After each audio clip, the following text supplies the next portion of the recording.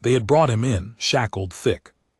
Black restraints humming with a soft, blue energy biting into his wrists with every twitch. The chamber was too bright, the floor reflected the light like polished bone, and the faces of the Galactic Council stared down from a crescent-shaped throne, cold eyes.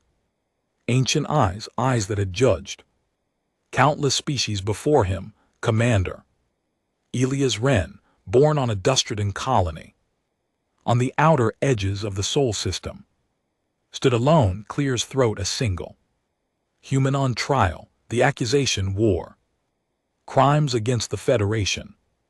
His voice had gone hoarse from explaining, defending, trying to reason. But none of that mattered now. The Council had already made up their minds. Before he even arrived, humanity had always been seen as a mistake. A violent, reckless species that rose too fast and reached too far. Their sudden rise in the galactic charts had rubbed centuries-old empires the wrong way. Now he was to pay for it. The High Arbiter, a towering creature of crystalline limbs and a face like shifting glass, stood and raised a claw. This tribunal finds you, Elias Wren of Earth, guilty of crimes against galactic harmony. The voice boomed through the chamber, echoing from invisible speakers. You are hereby sentenced to eternal stasis, to be kept in the void between stars. Your memory will be erased from all records. Elias didn't flinch. He'd already accepted he wasn't walking out alive. But then it happened. A low hum began to pulse through the chamber, soft at first, like a heartbeat. Everyone looked around. The energy shields flickered, the shackles snapped open without warning, clanging to the ground. And the artifact, an ancient relic, suspended behind the Council, dormant for thousands of years, came to life. Every race in the chamber froze. The artifact was older than their civilization itself. It had judged emperors, chosen leaders, wiped out bloodlines, and it had never once activated for a human until now. It hovered forward, a golden orb glowing with inscriptions in every language known to the stars. Symbols shifted across its surface like liquid light. As it stopped before Elias, it let out a single chime that made the bones everyone's body vibrate. The Council guards raised their weapons. Do not move, shouted one of the insect soldiers, his voice cracking. But the artifact ignored them. Instead, it projected an ancient glyph into the air, a word that translated across all minds: present, bearer of justice.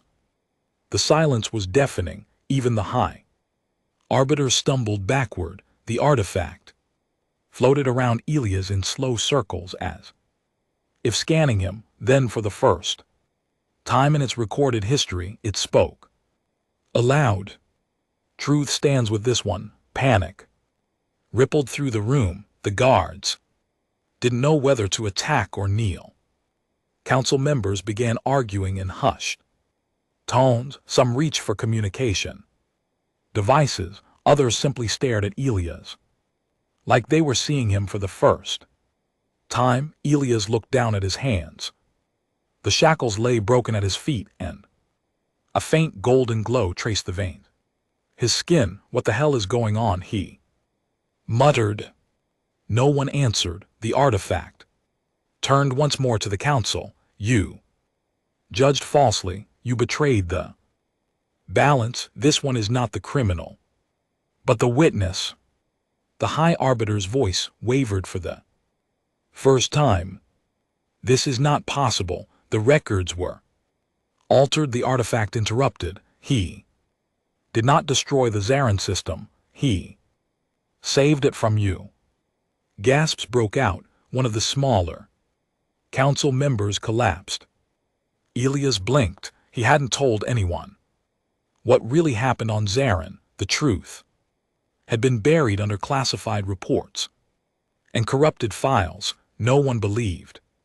Him, no one even cared until now. The artifact floated back to him and released a pulse that forced the guards to drop their weapons. It hovered inches from his chest, and the glow in his veins pulsed brighter. "You are chosen," it said. "The Council will answer for their lies." Elias stepped forward, his voice finally steady. "Looks like I'm not the one on trial anymore." For the first time since he entered that blinding, bone-white chamber, Elias Wren felt the weight of fear lift off his shoulders, not because he was safe, but because they were afraid. Now the Council, the guards, the galaxy's most powerful rulers who had just moments ago condemned him to eternal stasis. Now they stared at him like he was something ancient and terrifying. The artifact hovered beside him, humming softly like a dormant engine waking from a long sleep. Every few seconds it would pulse, light rippling outward in slow, concentric waves, brushing against the walls, the ceiling, the trembling knees of the Council members. "You were warned," the artifact announced. Again, this time louder. "Judgment is no longer yours to give." The High Arbiter stumbled forward, transparent limbs flickering in confusion. The human, he was the only survivor of Zarin Prime. All evidence pointed to sabotage, mass death. He admitted he planted explosives. "I admitted I destroyed a weapons facility to stop an illegal cleansing." Elias snapped, the fury bubbling from years of being silenced, framed, and forgotten. "I saved civilians while your shadow operatives were cleansing entire districts in the name of resource stability. You knew the truth and buried it." The artifact turned to the orbiter and projected an image midair, an explosion tearing through a central tower, screams echoing in hundreds of languages. Children, families, human aid workers, all running from drone strikes, all marked as collateral in the Council's cold logs. The chamber fell silent again. Nobody dared speak. Elias stepped forward, closer to the elevated thrones. "You declared me guilty based on doctored evidence because it was easier to blame a human than to admit one of your own ordered genocide." "Enough," hissed one of the Council members, a slithering lizard-like ambassador from the Drylith Syndicate. His skin shifted to red, a sign of rage. "In their culture, this artifact is faulty. Human technology may have corrupted it." The artifact's glow flared in response. "This is the same species that once worshipped fire," the artifact said. "They built gods from the soil and then outgrew them. They waged war, yes, but they also learned to break cycles. Your kind has committed 1,000 genocides and called them necessary regulation. Do not speak of corruption." Gasps and murmurs echoed again. Even Elias was stunned into silence by the artifact's defense of humanity. The High Arbiter sat down slowly. What happens now?" Elias looked around the chamber. The shields that once caged him were gone. The guard stood unsure, twitching nervously, hands hovering over triggers, but unwilling to fire. Something had shifted, not just in this room, but across the entire political ecosystem of the galaxy. The Council's authority, unquestioned for centuries, was now being challenged by something they couldn't silence or destroy. "I want the files unsealed," Elias said. "Every report from the Xeron system, every Black Op order, every name signed. To it, that's impossible, the orbiter said. The artifact pulsed again. Second projection lit the chamber.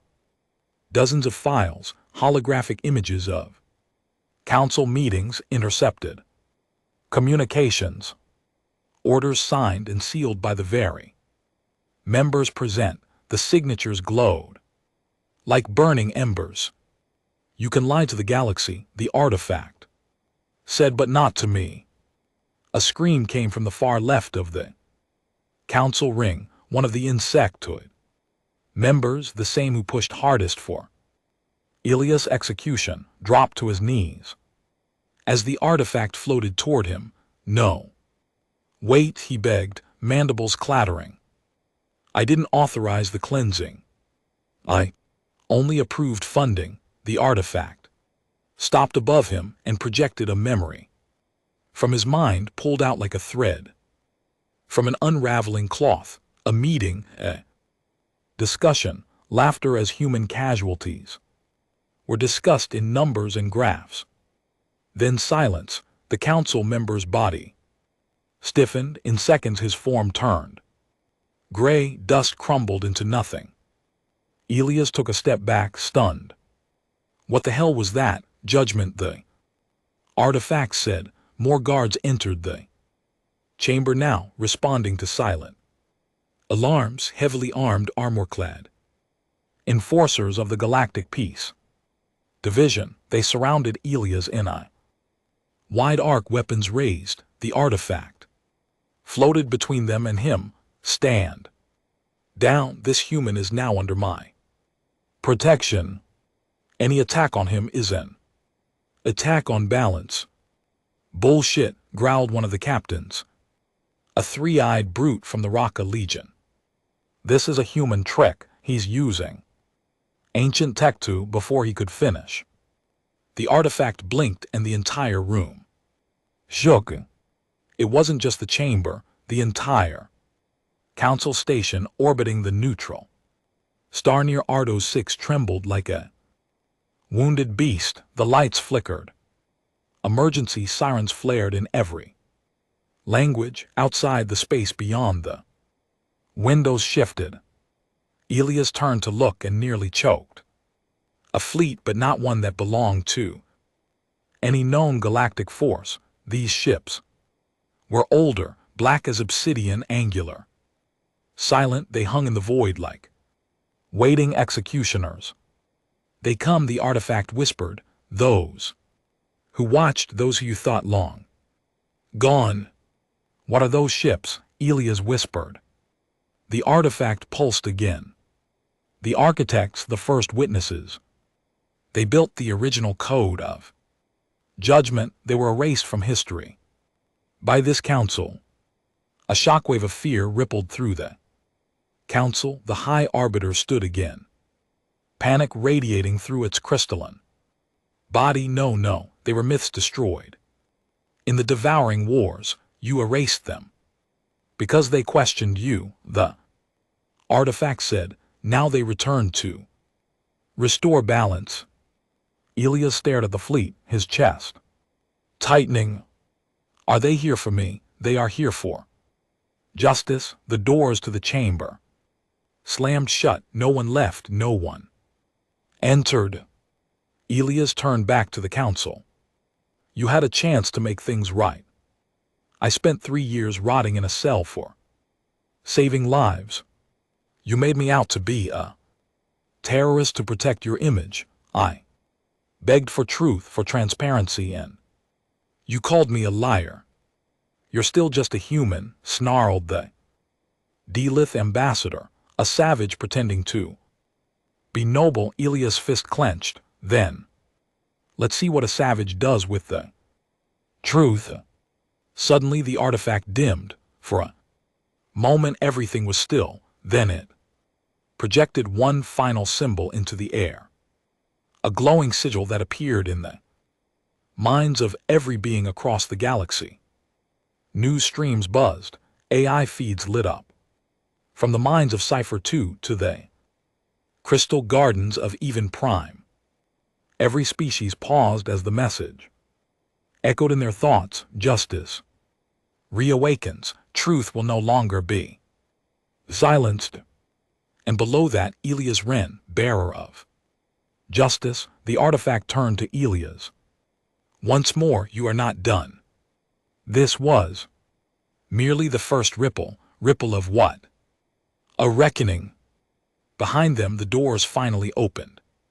Again, but this time the ones who entered weren't soldiers, they were civilians, reporters, diplomats, survivors from Xeron, people who had been silenced, people who had suffered. They marched into the chamber without resistance. The council had no more control. Elias stood tall. If this is the reckoning, then let's start with the names on those files. They came in waves, first the journalists, then the diplomats, and finally the ones Elias hadn't expected. Survivors. Some had burned, still healing under their garments, others limped from wounds never fully treated. A woman with no arms bowed her head to Elias as she passed him, whispering a broken thank you. A child walked clutching a device that projected the image of a brother lost in the bombing of Xeron Sector 9, where Elias had last been seen dragging bodies out of rubble while drone fire rained from above. The council chamber was no longer sacred. The illusion of its divine impartiality had been shattered. Now it was just a room where crimes had been buried beneath white walls and empty words. The artifact floated above the center, its light dimmed but still pulsing like a living thing. The symbols along its surface shifted slowly, like they were rewriting history, one truth at a time. Elias stood in the center of it all, unsure if he was leading a revolution or being carried by one. Voice broke the silence. It was soft, female, and trembling. I was there, she said. Everyone turned. She stepped forward, a Xerani civilian with yellowed eyes and scorched markings on one side of her face. Her voice carried the weariness of someone who had tried for years to forget the images that never stopped playing behind her eyelids. I was there when the purge started. We were told to evacuate Sector 12 because of an energy leak, but there was no leak. There were drones and fire and bodies on the streets. People screamed, but no one came until he did. She pointed at Elias. I watched him carry 3 children out of a burning school. I watched him shoot down 2 of your drones. She turned to the council. He tried to stop it. We didn't even know his name, but we knew he wasn't one of you. The chamber was dead silent again. Elias swallowed the lump forming in his throat. Another voice, this time an older man limping heavily. I gave a statement to your investigators, he said, glaring at the council. You edited it, made it sound like I was confused, like trauma made me misremember, but I remember just fine. Wren was there before your peace division even arrived. He had blood on his uniform, carrying civilians while your ships circled overhead. The High Arbiter's crystal face dimmed slightly. These are anecdotal claims, not admissible in official hearings. Shut up, someone shouted. Gasps echoed. No one had ever spoken to the High Arbiter that way, not openly, not inside this room. It was a young reporter, barely into her 20s by the look of her, with a live stream lens hovering over her shoulder, transmitting everything. You think the galaxy still cares about your hearings? She asked, stepping toward the center. You sentenced a man to eternal stasis based on fabricated evidence, and now the artifact, the only impartial relic every species agrees is incorruptible, has exposed Your lie you don't get to speak. Anymore you get to answer. Elias took in the moment. These weren't soldiers, these weren't warriors, these were ordinary people. Speaking up, it was louder than any weapon. The artifact began rotating slowly. Again, then pulsed a command that projected the files Elias had demanded. Earlier, classified orders internal. Memos, payment trails, authorization.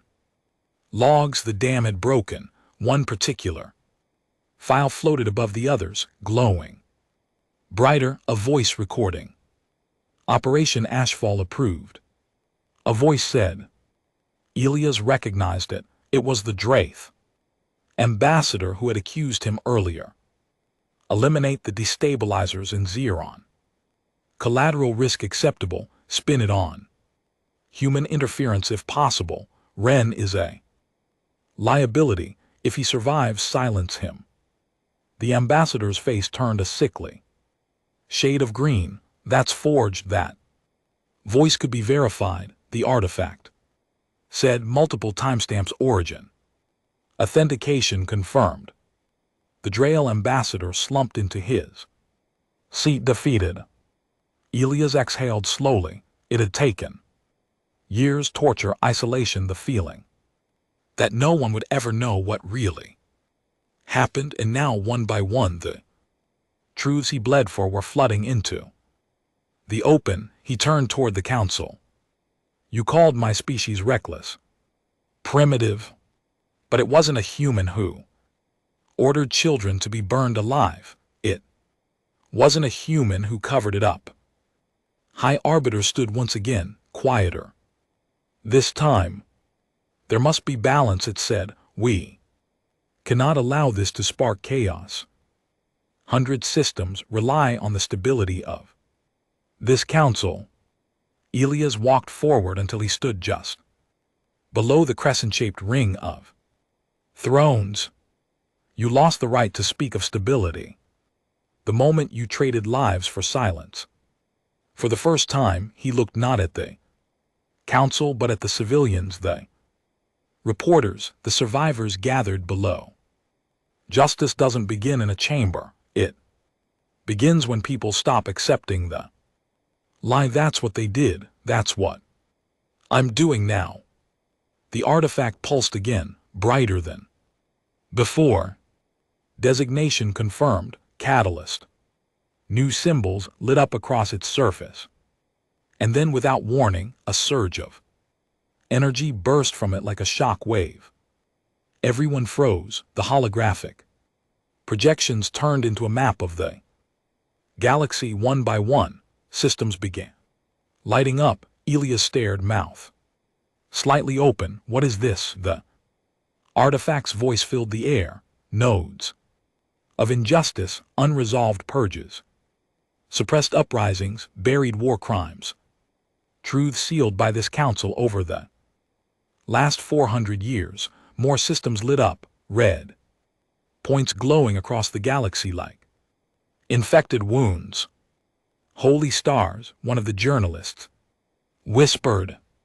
The artifact turned toward Elias again. You are the bearer of justice. Decision to pursue reckoning lies with you. Will you ignite the chain? Elias blinked. Chain. A reckoning across systems, one by one. Their voices will rise if you give the order. You carry the seal. The choice is yours. He looked at the faces in the room.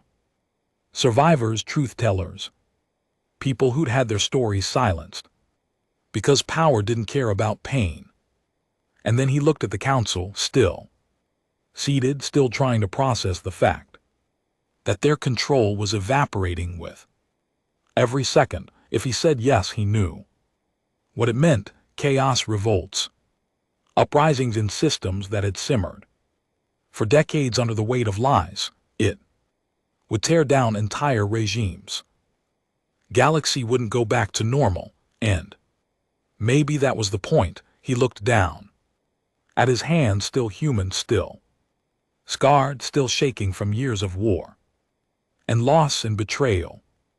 But now, they glowed faintly with the golden signature of the artifact's power. I didn't survive this long just to walk away, he said softly. Then louder, light the first chain. The artifact pulsed once more and the galaxy map zoomed in on a system marked 7. A new projection appeared, images of political prisoners, executions masked as public health actions, missing journalists, blacked out regions of communication. The people of Veltrin had been silenced for 30 years, and now their screams were about to become impossible to ignore. The artifact pulsed again, brighter than ever across the galaxy. Signals flared. News streams lit up, subspace frequencies buzzed with the voice of the artifact declaring the rise of the first chain. Elias stepped back, a heavy breath escaping his lips. He felt the shift, the momentum. The tide was turning, and he was no longer a prisoner, no longer a scapegoat. He was a symbol, and that scared him more than anything. The high arbiter slumped in silence, and one by one the other council members began to remove their ceremonial insignias. They knew their era was ending. The doors to the chamber opened again, this time not for diplomats or guards, but for people, ordinary people, citizens.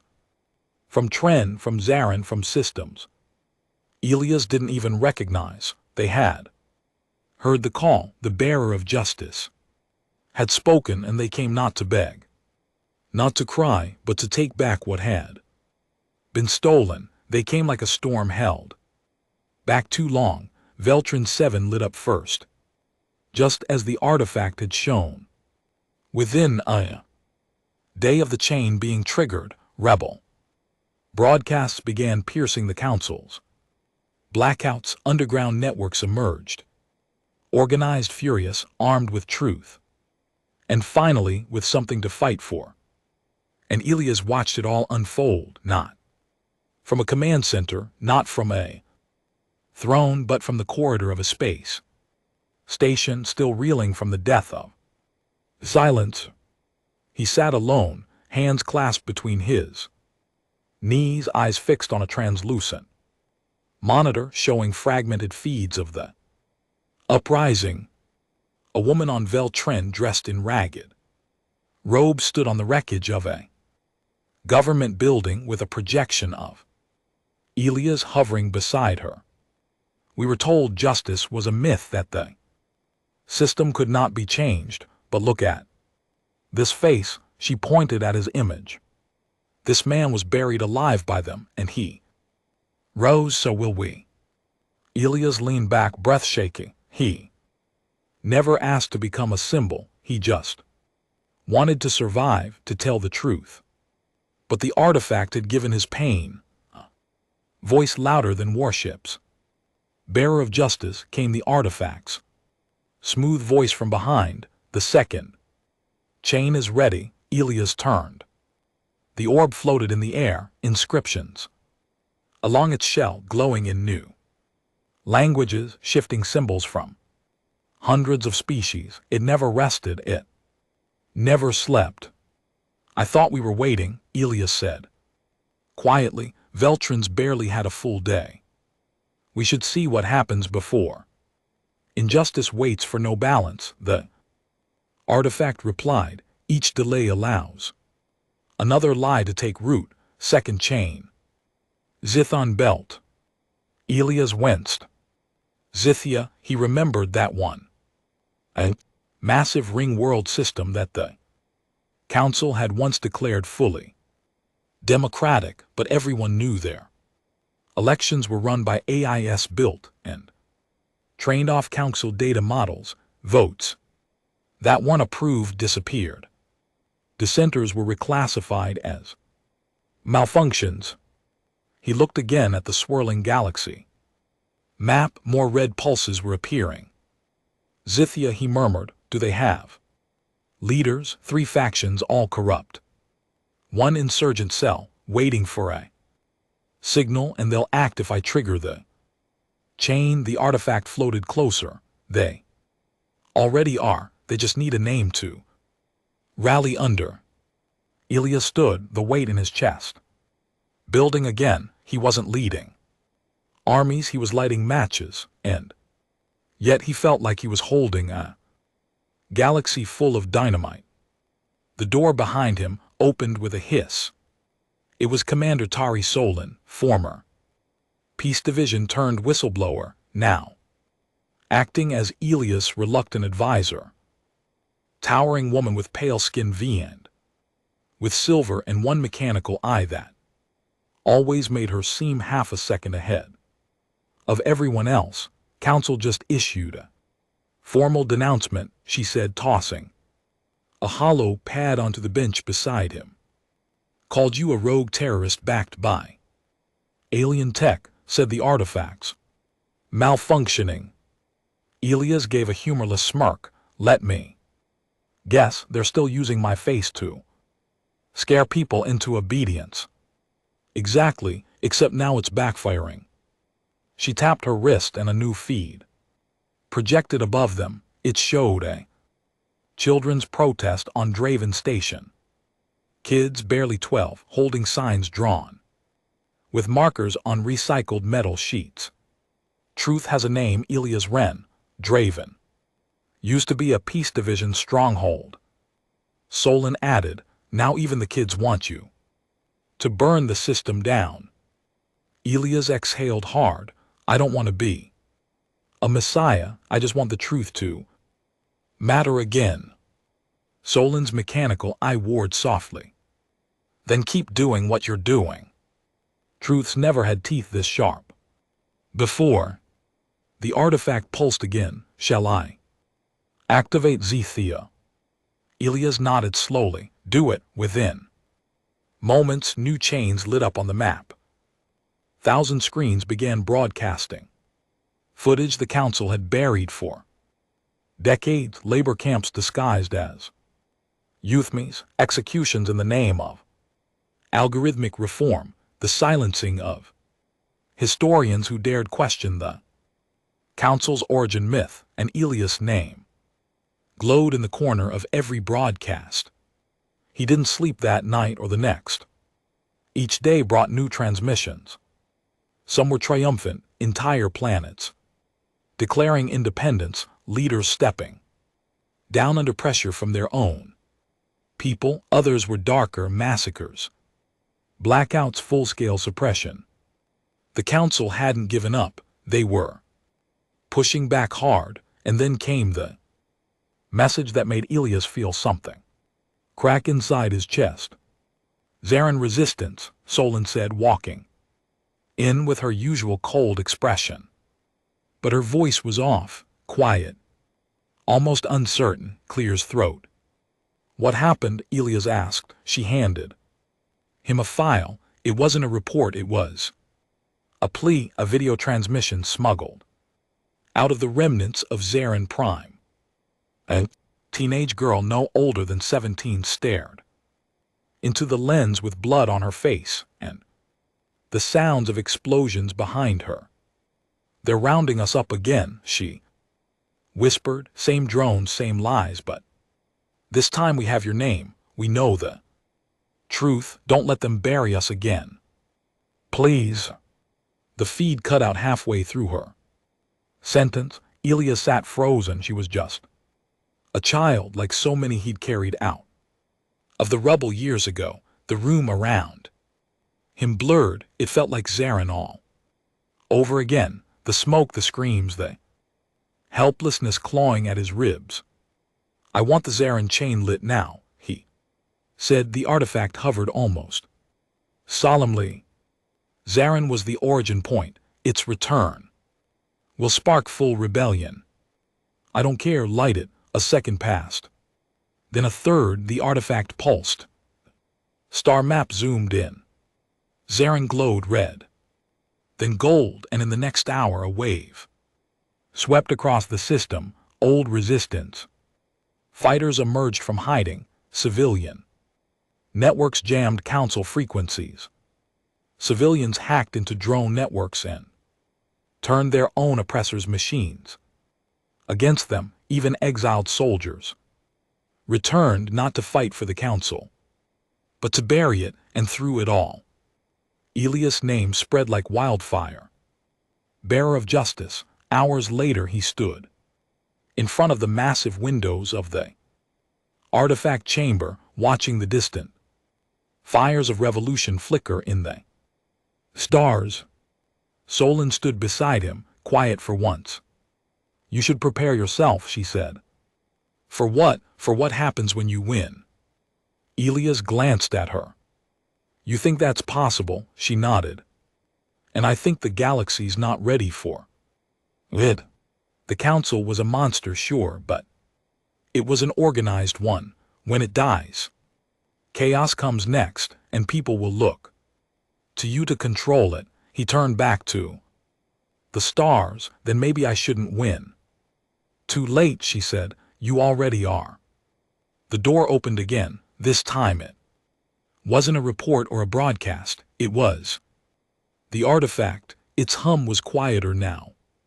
Softer. "You have lit 3 chains," it said. "The 4th is ready." Elias' voice was tired. "What's the 4th?" The artifact didn't speak. Instead, it projected a face into the air. Elias' breath caught. It was a woman, human. Early 40s, gray streaks and dark hair. Deep eyes Elias hadn't seen in almost 7 years. "Commander Mara Lin," the artifact said. "Presumed dead. She lives." Elias stepped forward, heart pounding. "Where is she?" "On Eridan Council custody, classified as strategic threat, alive for now." Elias stared at the image. Mara Lin had been his commanding officer during the Zarin mission, his mentor, the one who had ordered the original extraction and stayed behind to hold the line. Everyone said she died in the last wave, but she hadn't. They had her. The artifact glowed brighter than ever. "4th chain is personal. Will you ignite it?"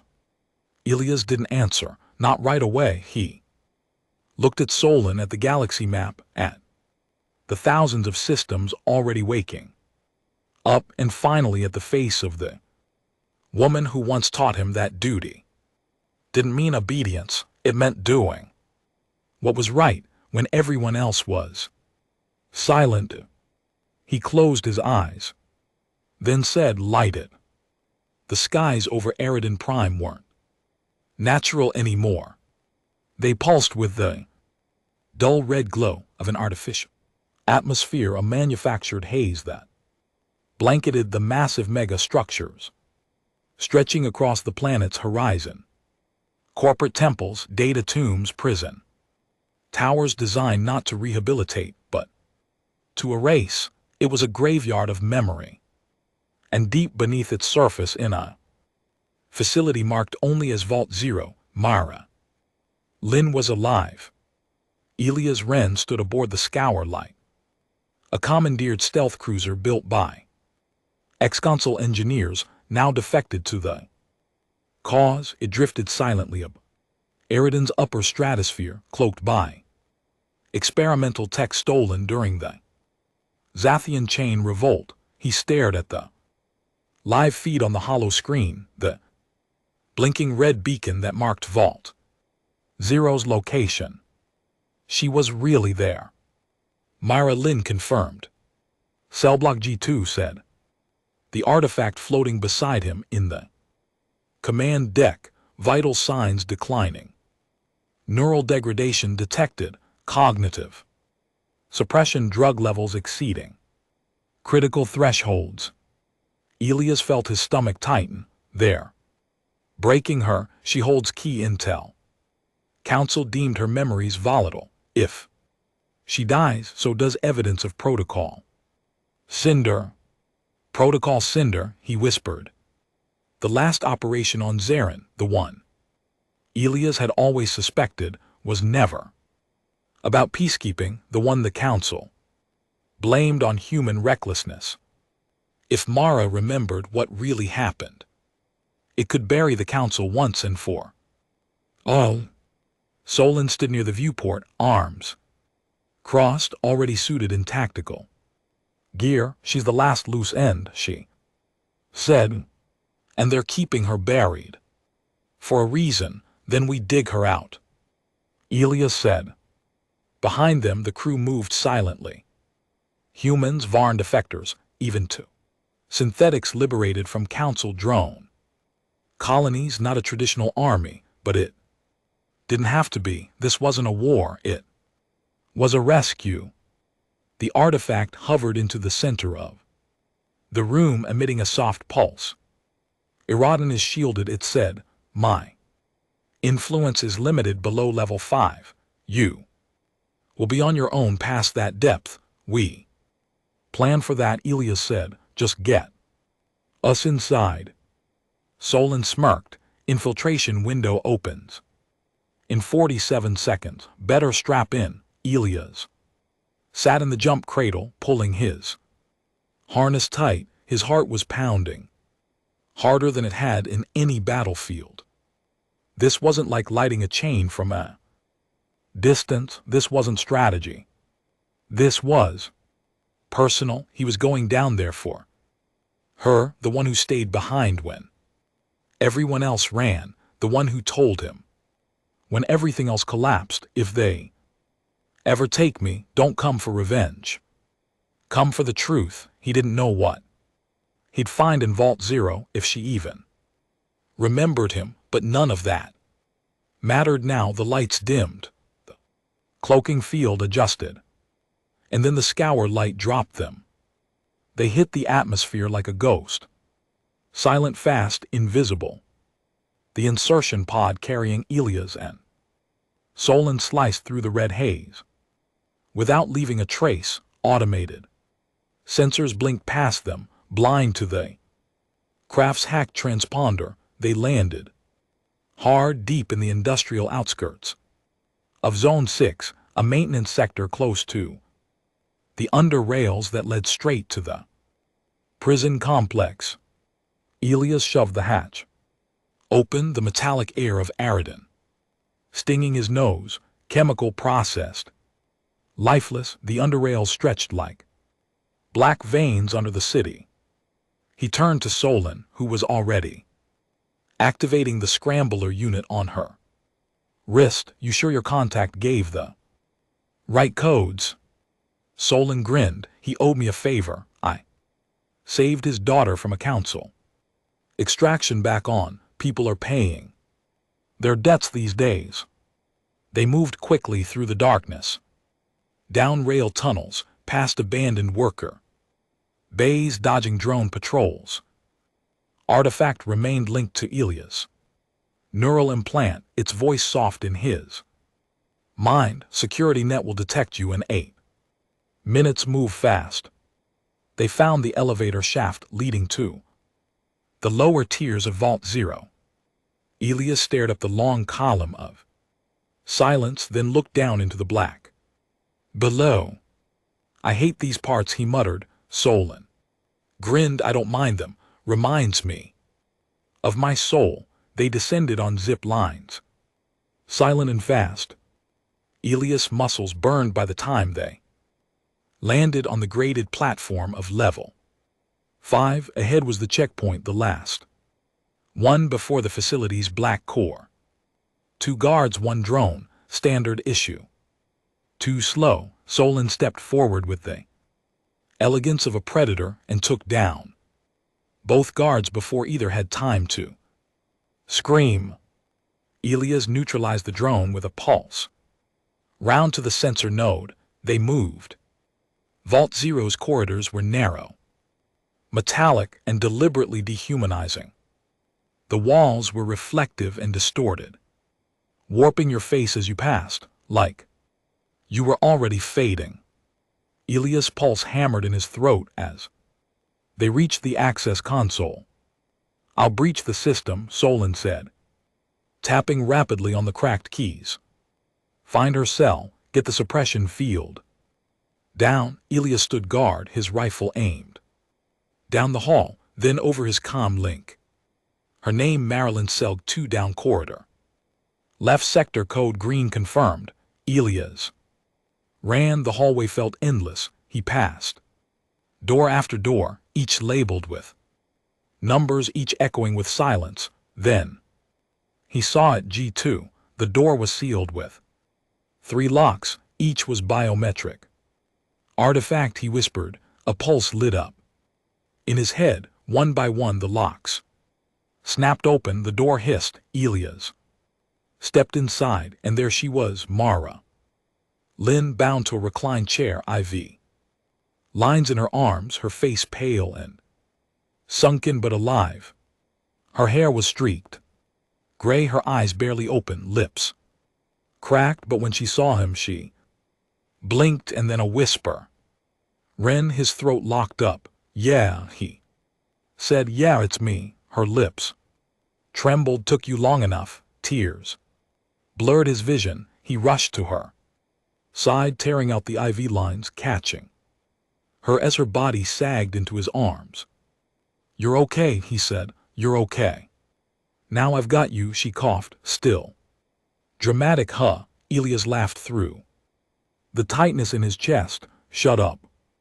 Did they? Her voice cracked. Did they find the reports about Protocol Cinder? Not yet, but you will tell them. Her eyes closed again, and for a second he thought she slipped away, but then she whispered, then they're really done. He helped her to her feet, wrapping her arm over his shoulder. Solin's voice came through the comms. Security breach detected. You've got 6 minutes, multiple hostiles inbound. They ran. The escape was chaos. Drones dropped from the ceiling. Sirens screamed. Artificial gas hissed into the corridors, and the building trembled as internal lockdown systems kicked in. Solin cleared a path, covering them with sniper bursts and concussive grenades. Elias held Mara tight, half carrying her down twisting corridors as the artifact shouted through his mind. Left turn. Stairwell, emergency shaft, move. Bearer. They reached the final lift shaft. Solin dove in first, blasting the magnetic lock. Elias followed. Mara slumped against him, barely conscious. As they rose through the shaft, bullets pinged off the metal below. Then sunlight, not real sunlight, but the filtered red-stained glow of Aridans. Skies, they breached the surface. Scour light uncloaked above them. Lowering cables, the crew grabbed them midair and pulled them aboard. Elias collapsed to the floor, still holding Mara. She was breathing. She was alive. The artifact pulsed in the ship's core chamber. 4th chain complete, it said. Elias leaned back, eyes closed, arms still wrapped around his former commander, and he smiled. Because this wasn't just a rescue, it was proof. She had the memory, the knowledge, the name of the architect behind the Zeron purges, and with that name the entire council would fall. The Scouret drifted in orbit above Aridin, silent and cloaked, its hull still warm from the friction of the extraction. Inside, Elias sat beside Mara Lynn's medical pod, his fingers resting against the glass as she lay unconscious, healing slowly under the ship's care. Systems. Tubes ran from her arms in soft green. Lights blinked above her like slow heartbeats. He hadn't left her side in hours. She had slipped into a coma shortly after they'd gotten her aboard, her body collapsing under the trauma, the drugs, and 7 years of torture. But her brain was still active, still full of data the council had tried so hard to erase, and now, thanks to the artifact, it was being retrieved. Behind him, a soft hum grew louder, the familiar buzz of the artifact's arrival. The golden orb floated into the medbay, glowing with deep indigo threads across Its surface, meaning it was processing higher memory data. She carries the record, the artifact said softly. Her mind is fragmented but intact. Elias didn't turn. Can you restore it in time? What about Protocol Cinder? She remembers its origin, its architect, its execution. Elias stood and faced the artifact. Then tell me who ordered it. There was a pause, then slowly a single name appeared in the air, written in ancient glyphs and modern script alike. Kalen Vore. Elias' eyes widened. He knew that name. Everyone in the military did. Kalen Vore had once been the director of Council Peace Operations, retired. Quietly 6 years ago, officially honored. Quietly vanished. Impossible, Elias whispered. Vore was just an administrator. He was the one who ended the Zaharan occupation. He testified against continuing military action, false legacy. The artifact said he engineered Protocol Cinder from inception to cover up. Zarin was alive. Test. Elias felt like something cold had slipped into his chest. Vore was untouchable, shielded by the myth of moderation. Even Elias had once respected him. Now he realized that the man had built his reputation not in spite of bloodshed but because of it. Where is he now? The artifact pulsed. Again, coordinates located. Vore resides in protected sector, Kistra 9, false identity, enforced by ex-consul private security, under the Aegis protocol.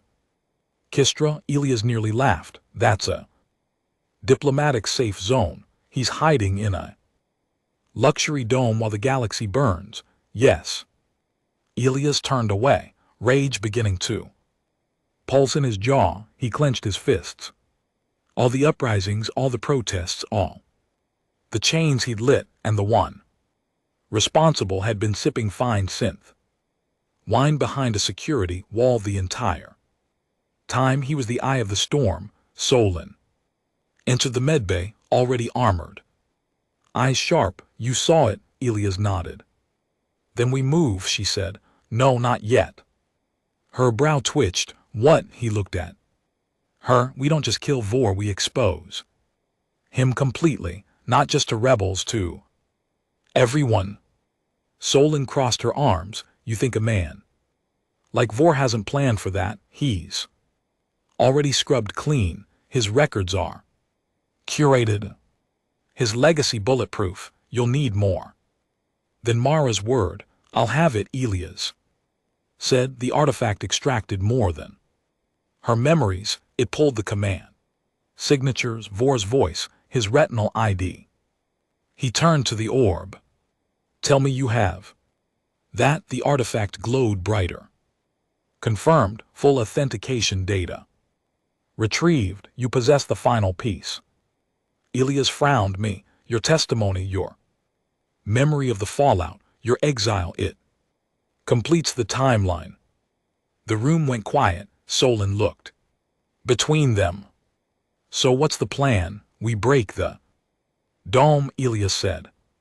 Kistra 9 was a planet built to forget pain, floating gardens, climate bubbles, glass towers that shimmered like diamond veins beneath pink clouds. It was where old diplomats went to disappear, where former warlords were rebranded as strategic advisors. It was a sanctum of lies, and at its core sat Vore's compound, an ivory spire tucked inside an artificial cliff overlooking sea that never stormed, guarded by drones, encrypted airspace, and ex-military contractors. The scour light didn't approach from orbit, it rose from the waters. Disguised as a research vessel, it drifted into the private docking bay, under forged signals and stolen access codes. The moment they docked, Sin, Elias, and a strike team of 4 exited through the cargo bay. blending in with maintenance crews. Security override in 3 minutes, the artifact whispered through Ilias' calm. They moved fast, the halls of Vor's private residence were filled with art. From dead cultures, relics stolen under the guise of preservation, a sword from the Car rebellions, a sculpture from a planet now dust, it all made Ilias sick. They passed the final checkpoint, disabled quietly by the artifact, and entered the core vault. Vor was there, alive, smiling, holding a glass of red. I expected you sooner, he said. Ilias raised his weapon. Don't, Vor didn't flinch. You think I'm afraid to die? I think you should be afraid of truth. Vor chuckled and stepped closer. You're already a symbol, Ren. Why not stay that way? If you kill me, they'll make me a martyr for peace, a fallen diplomat, slain by a violent revolutionary. That's how these things work. I'm not here to kill you. That made Vor pause. No, he asked, genuinely surprised. Ilias stepped forward and dropped a small black sphere onto the floor. Recording device, then another and another. Within seconds the room was surrounded by dozens of floating drones, transmitting to every system touched by the artifact. Across rebel networks, civilian channels, even Council controlled media feeds that couldn't stop the override. Ilias stared Vor in the eyes. You're going to confess, he said, to everything. Vor sneered. You think I'll just give it to you? I don't need you to give it, I just need you to speak long enough for the artifact to match your voice print to the Cinder orders, and you will speak. Vor stepped back, lips curling. You don't know what you're doing. Ilias stepped closer. No, I know exactly what I'm doing. I'm tearing out the lie you built from the inside. Vor raised his voice. You think your truth changes anything? The galaxy needs order. Someone has to choose who lives and who dies. You think letting every species decide their fate ends well? They'll eat each other alive. Ilias smiled sadly. Then let them. At least it'll be real. The artifact hovered forward, and with a blinding pulse it activated. Vor's face froze. He couldn't move, couldn't speak, but his memories, those, began projecting around the room. Zarin, Cinder, the meetings, the orders, his voice, his face, his signature on the purge, his smirk during the first field test. Send Ren's team into Sector 9. Let the drones malfunction. We'll frame him. Afterward, the people will believe anything once they're afraid. The images streamed live across the galaxy. The truth, bare and ugly, could no longer be denied. Vor tried to speak, but the artifact held him still. Then Ilias leaned close. You buried me, he said, but you forgot one thing. He stood back. I wasn't the only one with a shovel. The transmission hit the galaxy like a seismic wave across the inner systems. From the neon towers of Jorvan Spire to the frozen slave colonies on Methyl's moons, Kalen Vor's face lit up every screen. His voice echoed in thousands of languages, altered through automatic translation feeds as the artifact broadcast his confession in full. I authorized Protocol Cinder. The Zeeron system was chosen for population pressure control needed to be re-established. Ilias Ren's unit was considered expendable. The death toll was regrettable but necessary. It wasn't edited. It wasn't dramatized. It was raw mechanical playback, cold truth with no room for denial. Some tried. Council loyalists screamed falsification. Old regimes tried to jam the signal. But the artifact's reach now spanned. Millions of nodes carried on data. Particles that wormed through firewalls. Like divine code, and within 6 hours 11 systems declared total secession from Council rule. By the next day 16 more joined, on new Savos, citizens tore down a monument dedicated to peacekeeper unity and erected in its place a crude sculpture, a broken council seal beneath which someone had carved Ilias' name in 8 different languages, but not all. Responses were celebration. In the Dathotrinary colonies, riots broke out between anti-council factions. And old loyalists, whole cities were engulfed in urban warfare, neighbor fighting neighbor.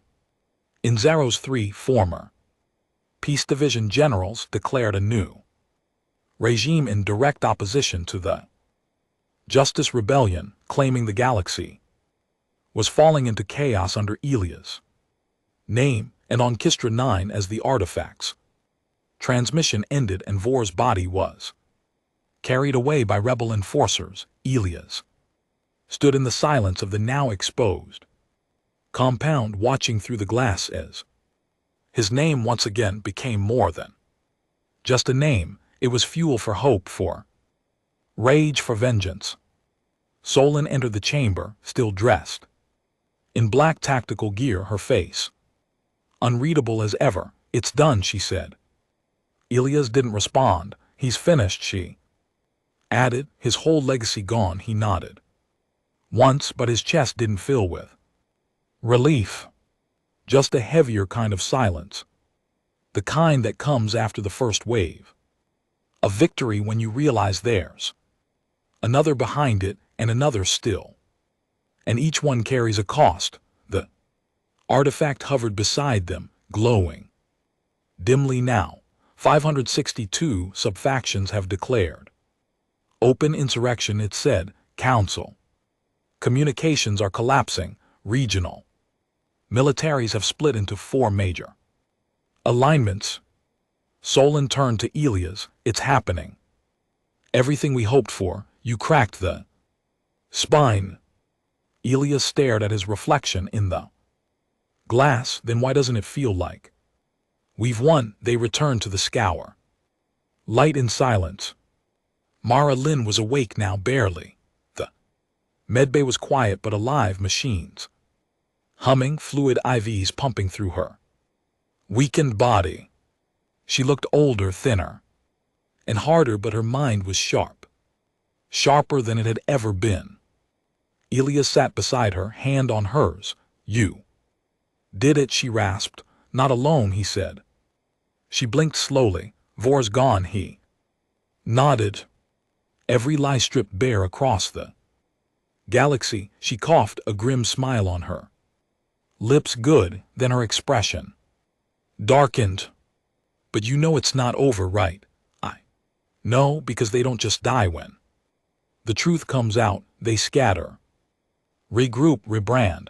Every system you free will get hungry for power again. Every leader you inspire will start thinking they deserve more. This fight doesn't end with the truth. It begins with it." Ilias closed his eyes. "You think I haven't felt that already?" She squeezed his hand. "Then remember it, because they're not afraid of you anymore. They're afraid of what you've made possible." He nodded again, barely whispering. "I didn't want to become this. I know." Her voice softened. "But the galaxy needed someone who did." 3 days passed. 3 days of chaos. Council planets burned. Supply lines collapsed. Entire economies imploded as system governors abandoned old alliances and tried to build their own. The artifact remained strangely quiet during those days, hovering in its chamber, dimmer than usual, pulsing with subdued energy. Some speculated it was calculating, others believed it was waiting, watching. Ilias used the time to meet the newly forming coalition. Leaders, factions rising from the ashes of rebellion. Some were hungry. Many saw Elias not as a man, but as a symbol, a thing to point at when they needed obedience. He began to understand what Mara meant. Then came the message that shattered what little stability they had left. The Scour Lights comms officer, N. Ex-console broadcast interceptor, burst onto the bridge with panic in his eyes. New transmission, he said, encrypted. Off-grid source, it's not ours. The hollow screen flickered and then a familiar face appeared, Kalen Vore. Alive, stripped of his grandeur, blood staining the corner of his mouth. Bruises on his temple, but alive. Elias Wren, he coughed, I know you're watching, I don't have long. The background was dim, likely a prison cell or off-world transport. But before they kill me, you should hear this. You didn't stop the council.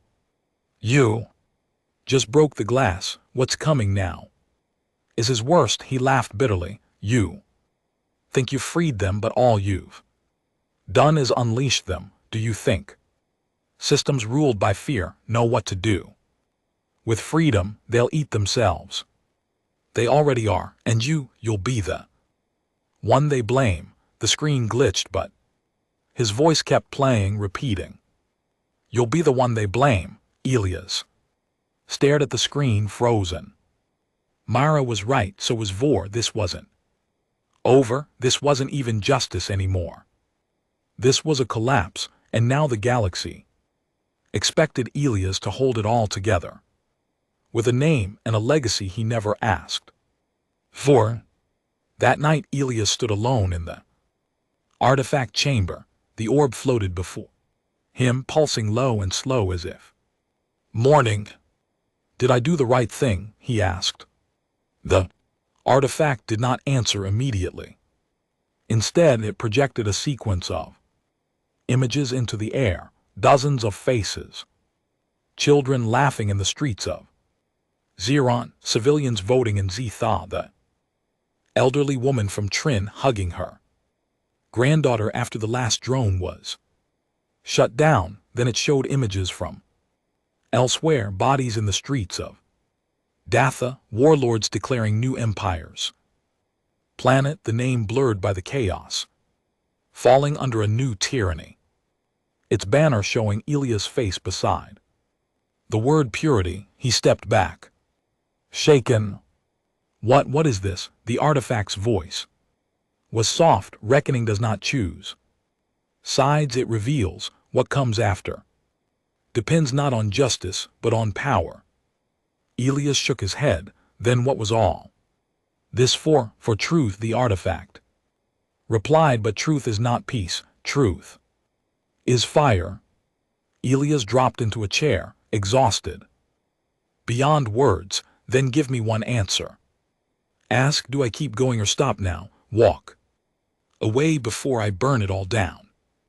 The artifact hovered closer, its light warm. That is not my question to answer. Elias closed his eyes, and for the first time in weeks he was silent. Elsewhere, in the outer rings of Norline space, signal pulsed quietly through a dormant relay, a council failsafe long forgotten. The message was brief.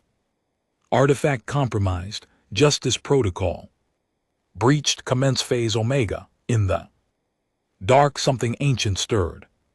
Something not from this galaxy, and it was watching Elias Wren, waiting for the bearer of justice to finish what he started or to fall before he could. Signal echoed through the void for exactly 19 seconds. It bounced from dead satellites to dormant black box arrays, hidden across the old council's deep space infrastructure, beacons that were never listed in the official schematics. Long-range off-galaxy buried beneath protocols so ancient that not even the artifact recognized them immediately. When the last repeater node blinked out, a reply came, not in words, not even a language but in a sound, low, rhythmic, pulsating through frequencies. No known species used anymore, and then silence. But the scour, it trembled. Elias Wren stood on the observation deck.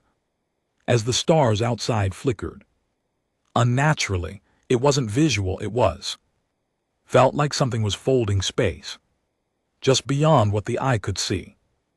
The artifact floated beside him, glowing, a color it had never shown before.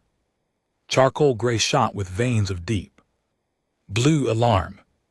Something's coming, isn't it, Elias asked. The artifact pulsed once. Yes. What is it? The voice came after a long pause. The ones who wrote the first judgments. Elias turned tense. You mean the architects? I thought they were wiped out millennia ago.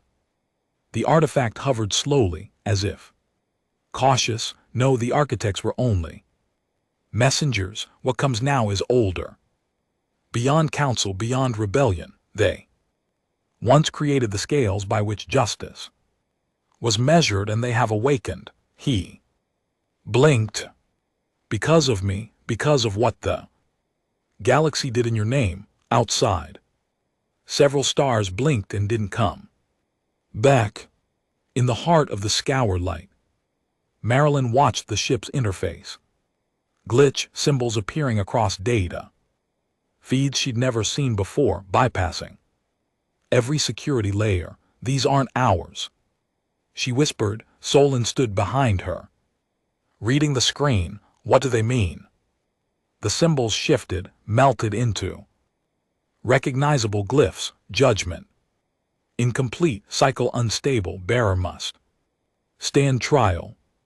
Solon's eyes narrowed. Trial after everything. Mara leaned closer, voice trembling. Not just his trial hours. The artifact called for Elias alone. He stood in the chamber again, just him. The ancient orb and the truth he know. Longer controlled. They're coming here, Elias said. The artifact pulsed slowly. They have already arrived outside your space, watching, listening.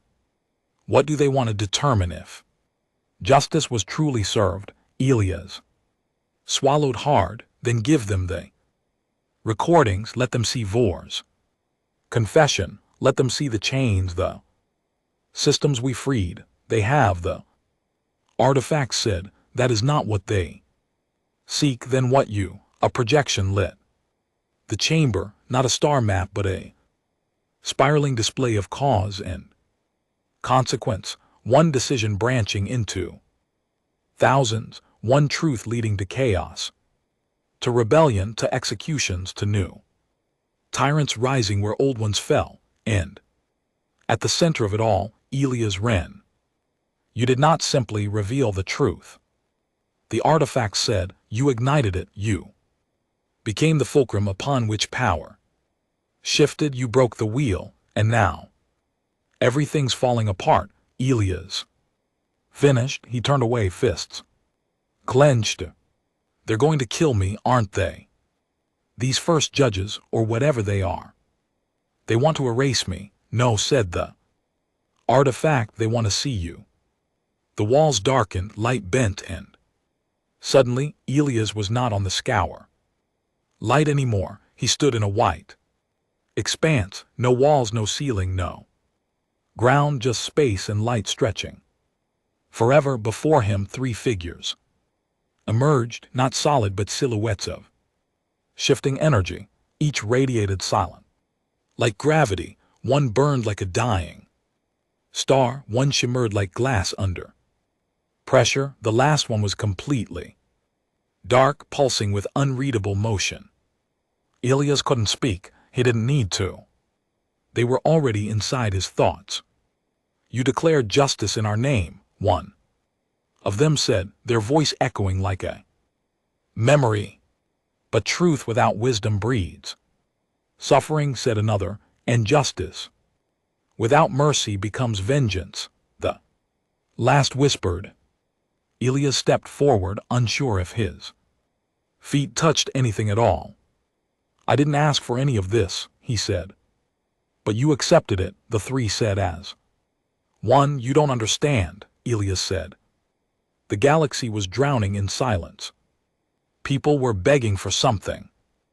Anything that felt real. I lit the first match, and yes, things broke, but they had to break. The council was never going to step down. The lies ran too deep.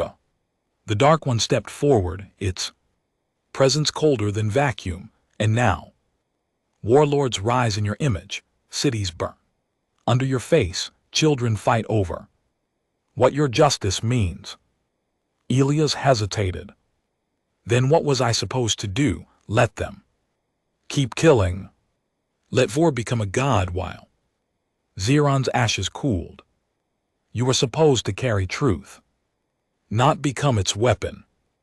Those words hit harder than a bullet. Elias stumbled back. I just wanted people to be free. The Star Elf figure stepped closer, warmer. Now then, make them free. The darkness faded, the light dimmed, and Elias was back aboard the scour, gasping like someone who'd been underwater too long. Solon caught him as he nearly fell. What the hell happened? She asked.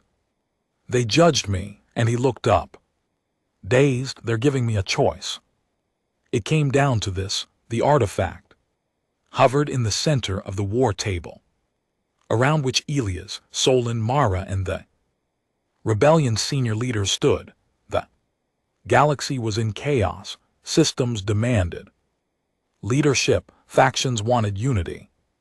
Many, too many, wanted Elias crowned as some kind of high arbiter, a symbol made sovereign. He could bring order. He had the voice, the reach, the legitimacy. But with that came the very thing he had destroyed: control.